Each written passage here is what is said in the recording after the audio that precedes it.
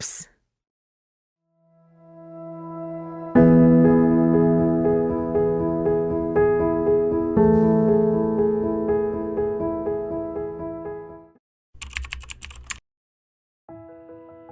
一嚟識嘅時間要夠長啦，二嚟可能知道啲可能另一半或者屋企人甚至都唔知道嘅事情，但係佢可以理解你，可以陪到你做嘅嘢咯。我覺得要雙方都知道，即係對方人生經歷發生過啲咩事咯，即係一啲重大嘅事又好，即係好細嘅事都好，我覺得係要即係需要知道嘅。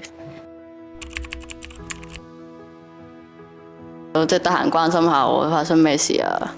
即係例如我話唔食嘢，跟住佢就會俾啲錢我，直接過錢俾我啊，或者直接幫我嗌外賣啦，諗住我拒絕咗，不過即係行動證明，即係佢係關心我嘅。咁呢啲都已經好感動。其實都幾癲，係考完 DSE 嗰一日咧，我係嗰班人裏邊。最尾考完 DSE 嘅，咁然後我哋即係 pack 曬啲嘢去到考場，然後考完就即刻翻咗去深圳玩咗兩日一夜咁樣。其實係幾難忘嘅，幾好玩嘅。我哋喺啲足療嗰度瞓咗一晚咯。本身 friend 好晒話去啲咩彈床啊，去玩到勁 high 咁樣，結果喺個樹窿度瞓咗一晚咁樣。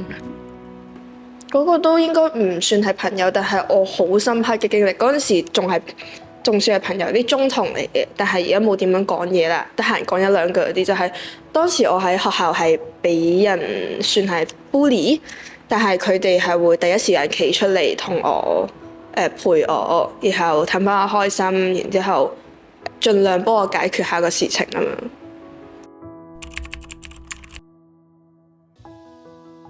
最感動啊！佢會喺我好啱啱分咗手最唔開心嗰段時間，甚至係都唔想返屋企，然之後叫我去佢屋企度瞓咯。佢就陪咗我成晚到通宵，就係氹我。咁呢個就唔係一班啦，係一個就我18歲嗰年啦，就真係好奇怪嗰一日咧。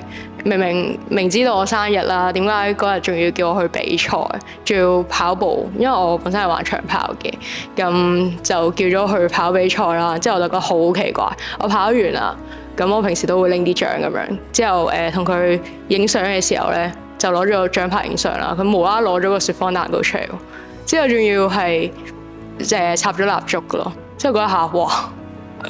真係好感動，我覺得。其實佢係一個好提攜我，好似阿哥咁樣對我嘅，係咯。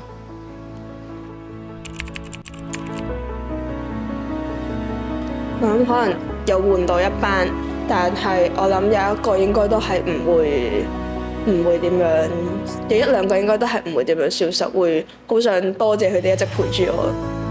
大家過得開心就得咯，唔需要強求啲咩。我覺得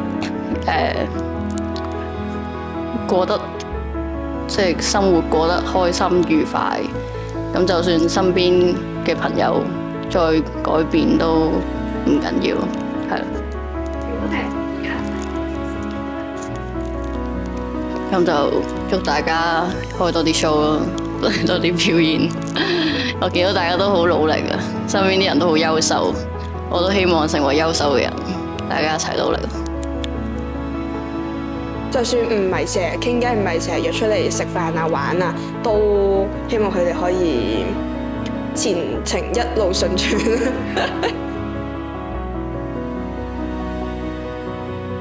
扮做正加油！